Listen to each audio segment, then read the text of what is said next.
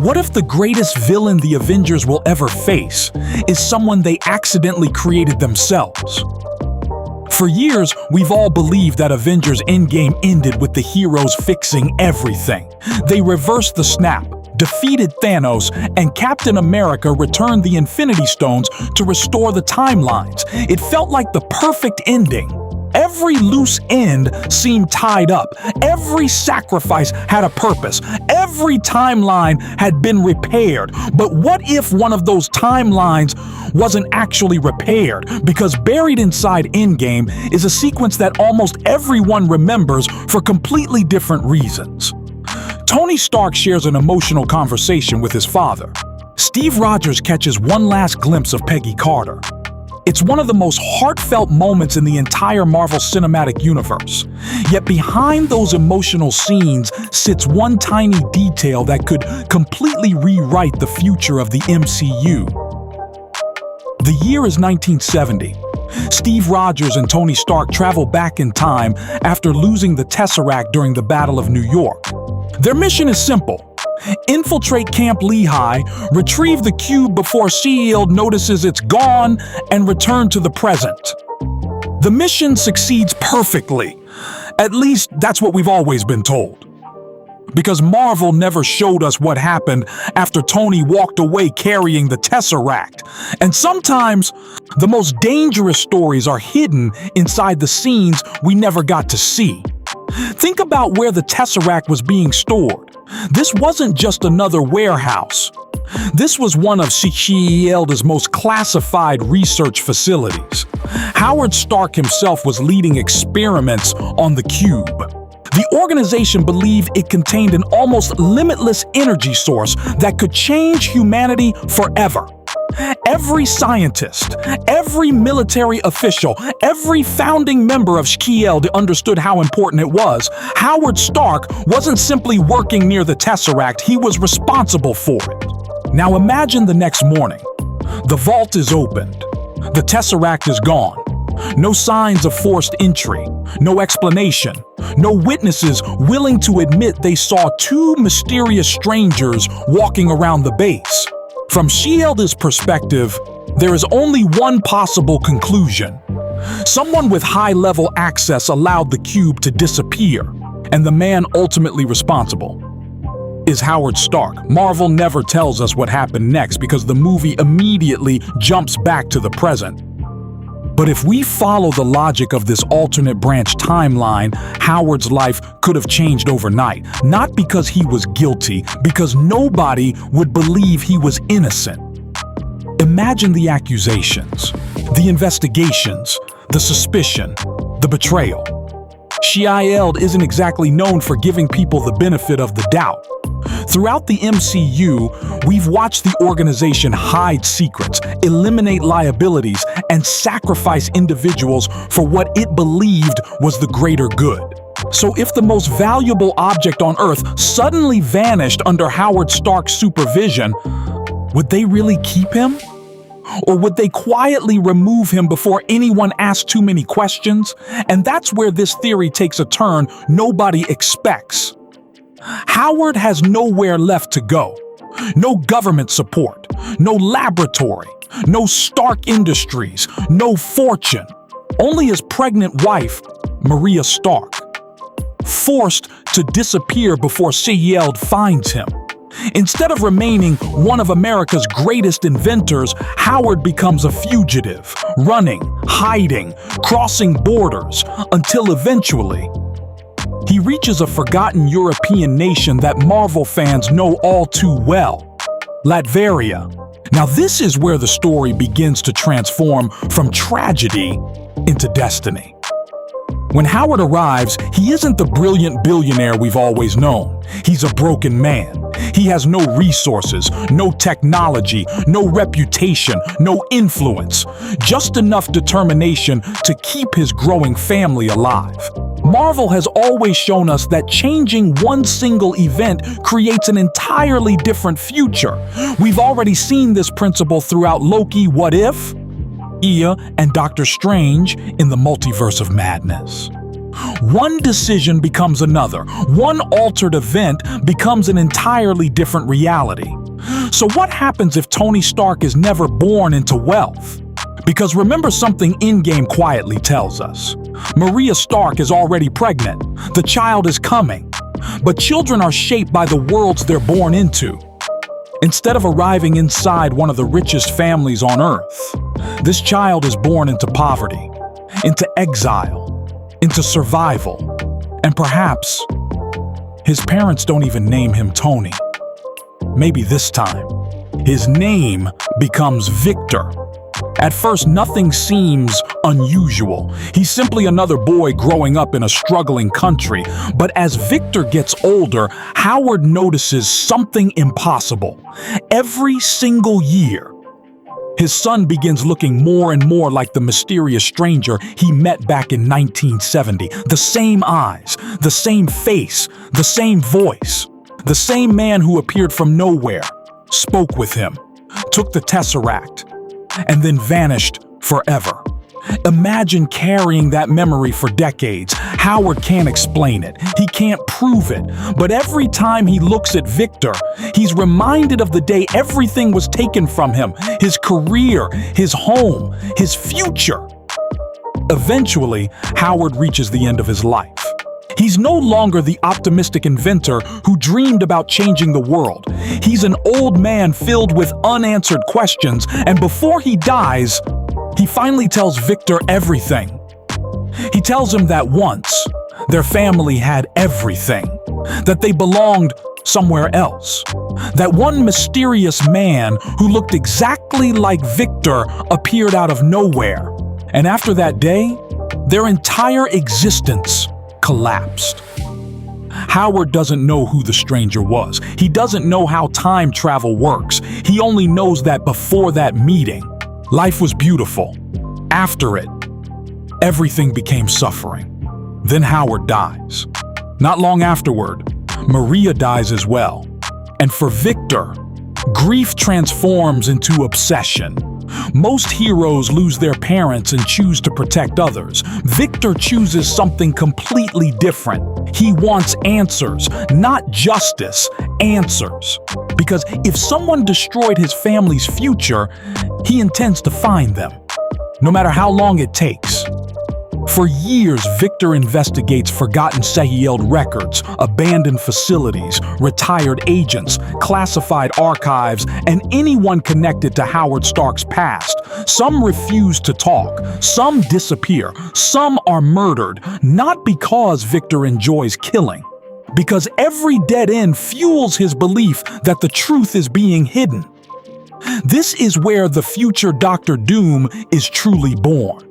Not from ambition, not from greed, but from decades of unresolved pain. Every answer reveals another mystery. Every mystery pushes him further into darkness. And unlike Tony Stark, who used intelligence to inspire hope, Victor begins using intelligence to dominate everyone around him. He experiments with forbidden science. He studies ancient magic hidden throughout Latveria. He combines technology with sorcery in ways even the greatest minds never imagined. Eventually, the nation doesn't simply fear him. It obeys him. Victor becomes the ruler of Latveria.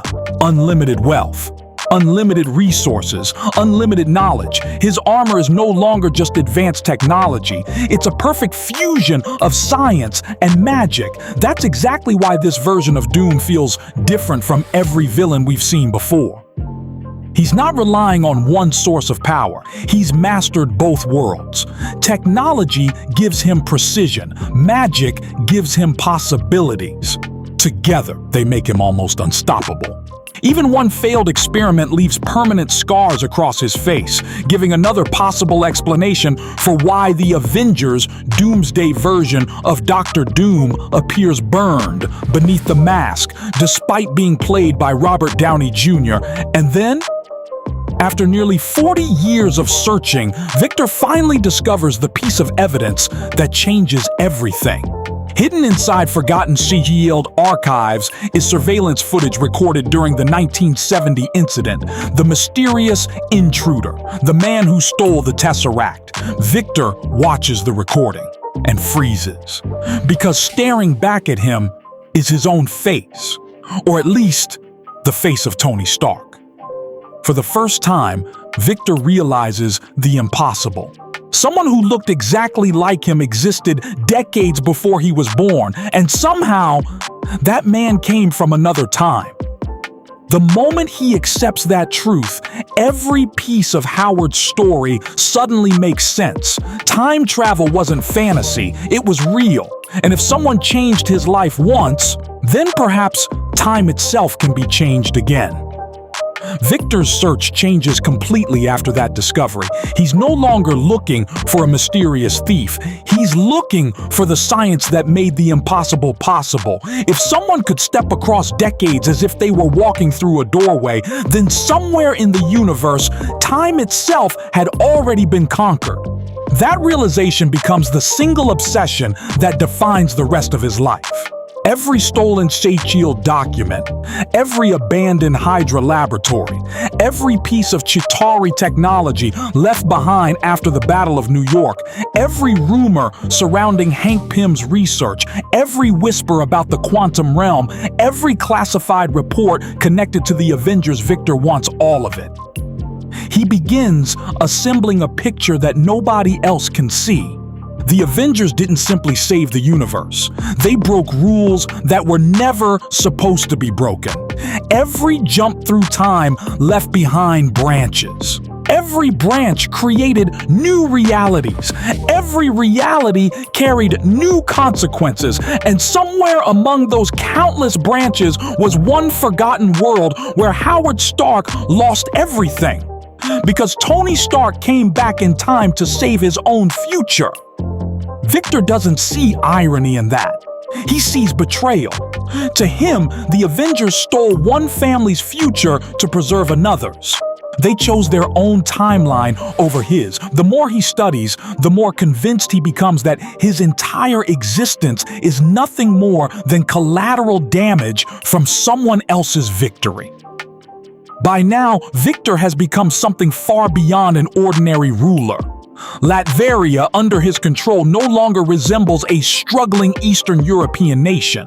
It has become a fortress unlike anything the world has ever seen. Towering cities powered by impossible energy, armies equipped with technology decades ahead of the rest of Earth. Laboratories where science openly works alongside ancient magic. This is one of Dr. Doom's defining traits in Marvel Comics, and this theory gives it a powerful emotional foundation.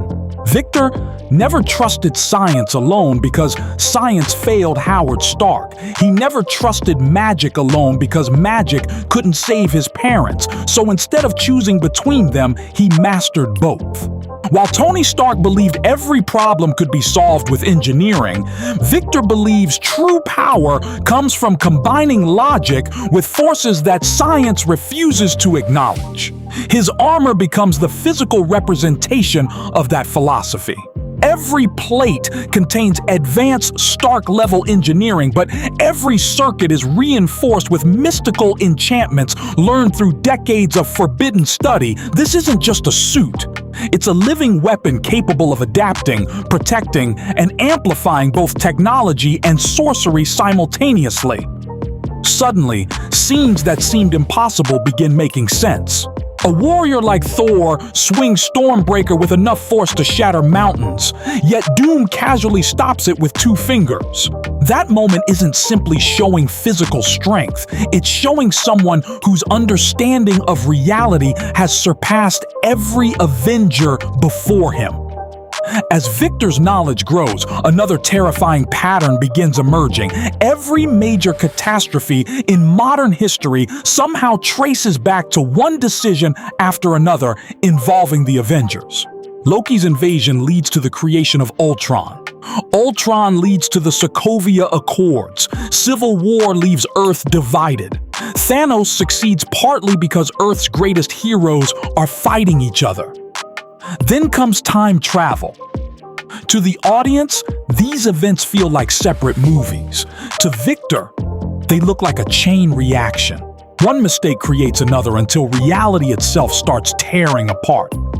He discovers references to Nexus events hidden inside stolen TVA files. He uncovers reports describing incursions, universes literally colliding with each other until both realities are destroyed. He learns that timelines aren't infinite playgrounds where people can travel without consequences. They're fragile structures held together by balance. Disturb one thread, and eventually every connected thread begins to weaken. Suddenly, Victor realizes his own timeline wasn't an isolated accident. It was one symptom of a disease spreading across the multiverse. The Avengers believed they fixed everything by defeating Thanos, but Victor sees something far more frightening. They only delayed the consequences. They saved half the universe while unknowingly placing every universe at risk. This is where his anger transforms into ideology. At first, Victor wanted revenge because Howard suffered. Then he wanted revenge because Maria suffered. Later, he wanted revenge because his own childhood was stolen. But now the stakes become infinitely larger. If the Avengers truly damaged reality itself, then every future tragedy can be traced back to them. Every collapsing timeline, every destroyed Earth, every innocent civilization erased by an incursion. Every universe consumed by multiversal instability. Victor convinces himself that heroes aren't protecting existence anymore.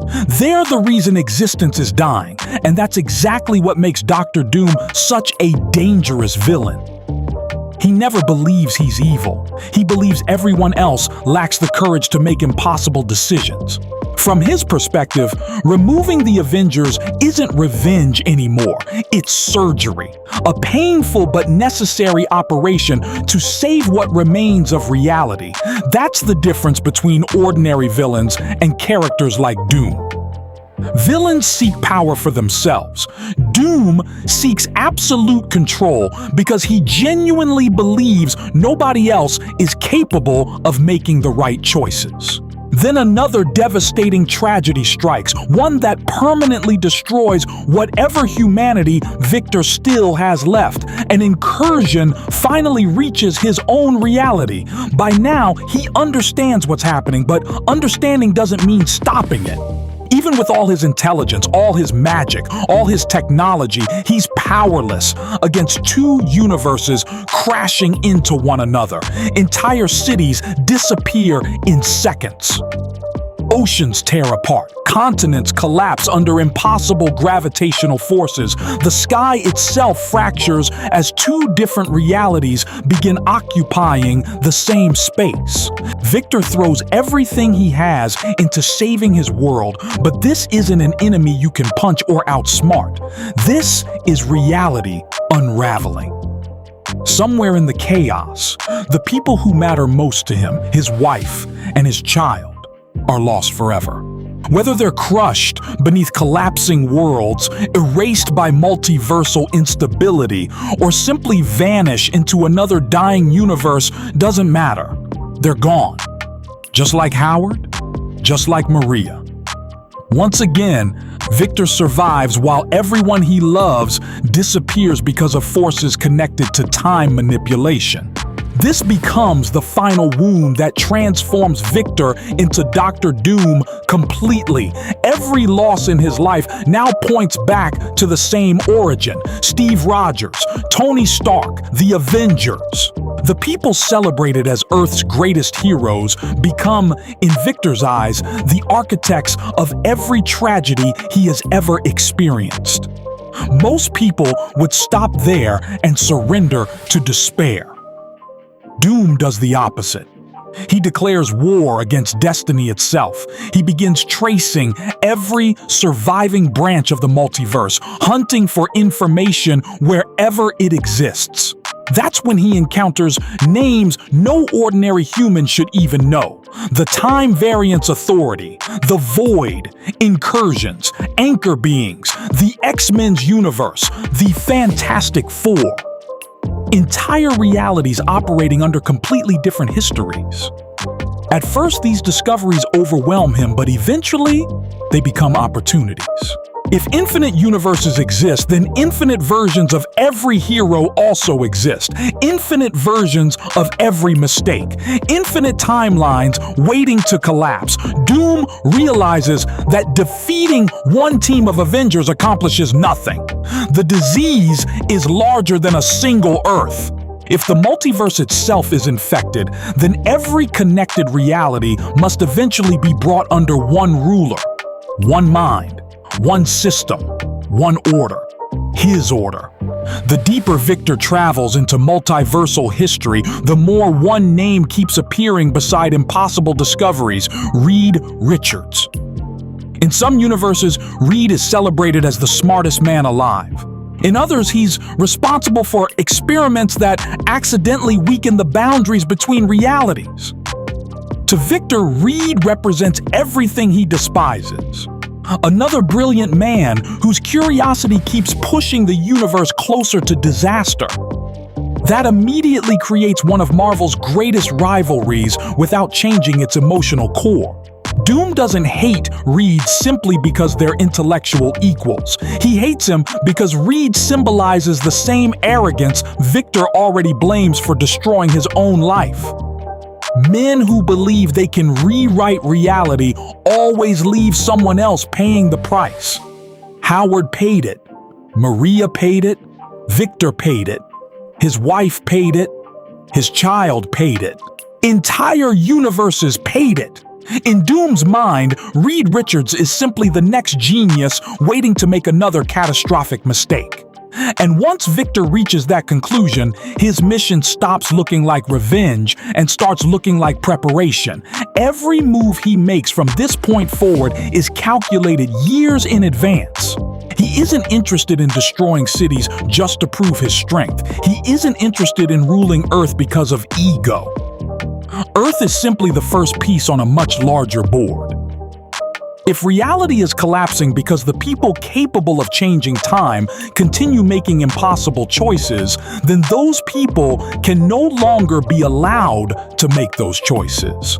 Doom begins identifying every individual whose existence could influence the future.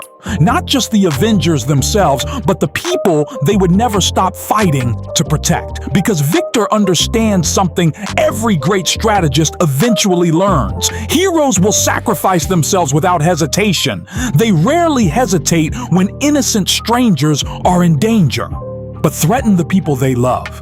And suddenly, even the greatest hero becomes predictable. Thor isn't just the god of thunder anymore. He's a father. Reed Richards isn't only the world's smartest scientist. He's a husband and a parent. Steve Rogers isn't merely Captain America. If this branch timeline continued beyond what we know, then Steve would eventually have the peaceful life he always wanted with Peggy Carter. To Doom, none of those relationships are sacred. They're leverage. If the Avengers once destroyed his family without even realizing it, then he has no reason to spare theirs. That's why this theory naturally leads toward Avengers, Doomsday. Doom doesn't begin by attacking Earth's strongest heroes directly. He attacks the reason they fight in the first place. Imagine the psychological impact of that strategy.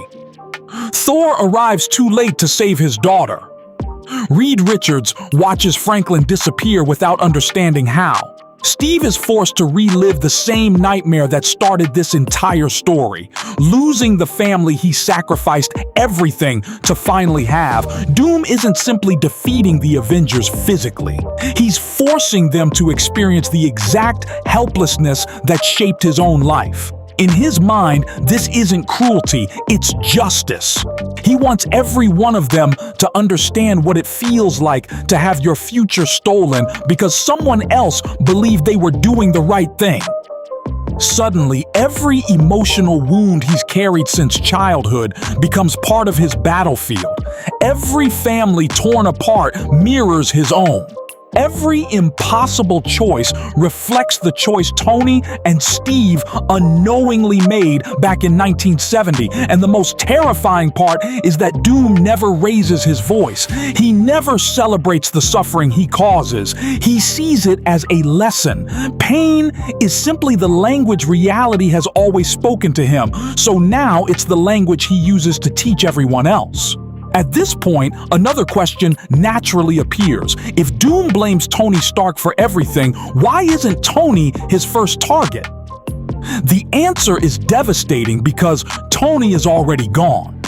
The man Victor spent decades hating sacrificed himself to save the universe before Doom ever had the chance to confront him. Think about what that does to someone consumed by vengeance.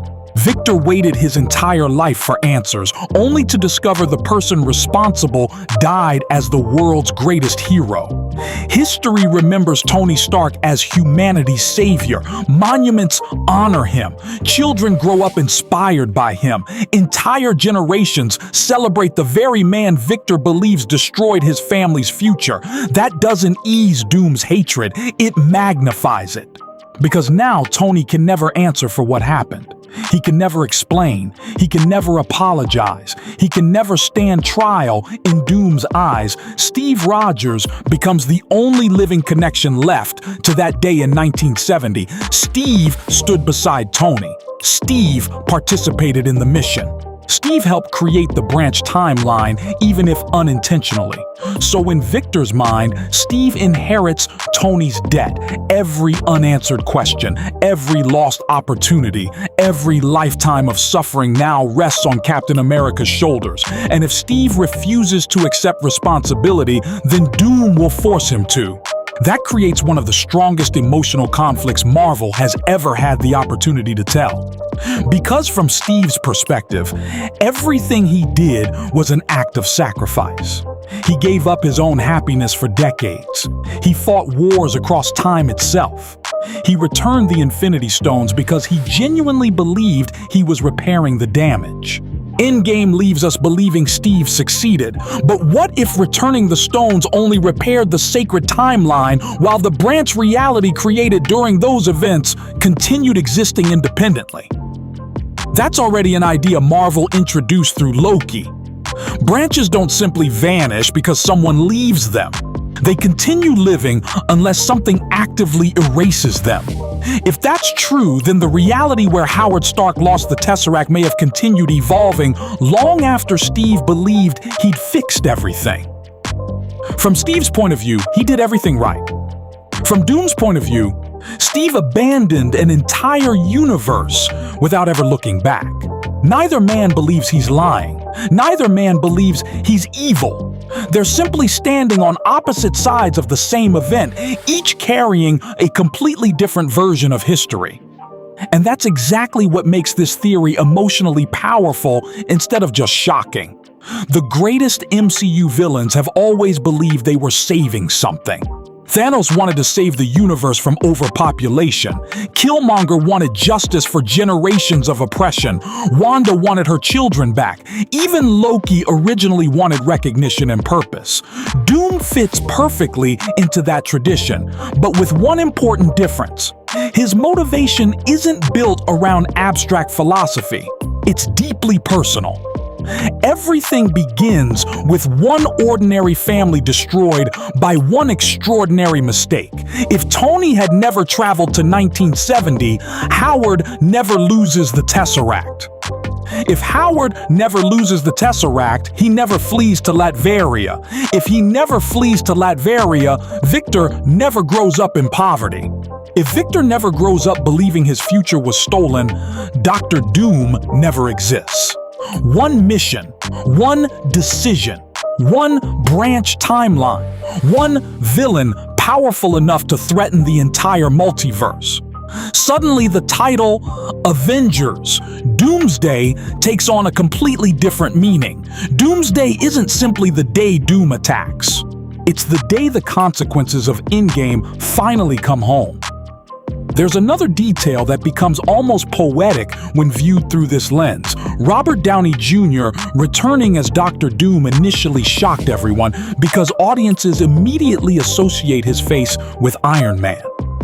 But what if Marvel intentionally wanted that discomfort? What if every time the Avengers look at Doom, they're forced to see Tony Stark? Not because Doom actually is Tony, but because he's the twisted reflection of the life Tony accidentally prevented. One man grew up surrounded by opportunity, mentorship, and limitless resources. The other grew up surrounded by loss, resentment, and survival. Both inherited Howard Stark's intelligence. Both changed the world through technology. Both wore iconic armored suits. But where Tony used his brilliance to protect others, Victor used his brilliance to make sure nobody could ever hurt him again. They're mirror images separated by one altered timeline. That would explain why the same actor works so perfectly without requiring Doom to secretly be an Iron Man variant. The resemblance isn't a coincidence inside the story. It's the entire point. Every time someone looks at Doom, they're literally looking at the life Tony Stark might have lived if history had unfolded differently. Of course, it's important to remember that none of this has been confirmed by Marvel Studios. Right now, this is still a theory built by connecting existing MCU events, multiverse rules, and one forgotten moment from Avengers Endgame. Marvel could take Dr. Doom in a completely different direction. But if you followed the breadcrumbs we've laid out today, it's hard to ignore just how naturally they fit together. A missing Tesseract, an unseen branch timeline, Howard Stark's responsibility, a child born under completely different circumstances, a lifetime of searching for answers, the rise of Latveria's greatest ruler, the fusion of science and magic, the scars, the mask, the obsession with the Avengers, the destruction caused by incursions. Every piece builds upon the last, until one impossible idea suddenly feels strangely believable. And maybe that's what makes the best Marvel theories so fascinating. They don't ask us to ignore what we've already seen. They ask us to look at familiar scenes from a completely different angle.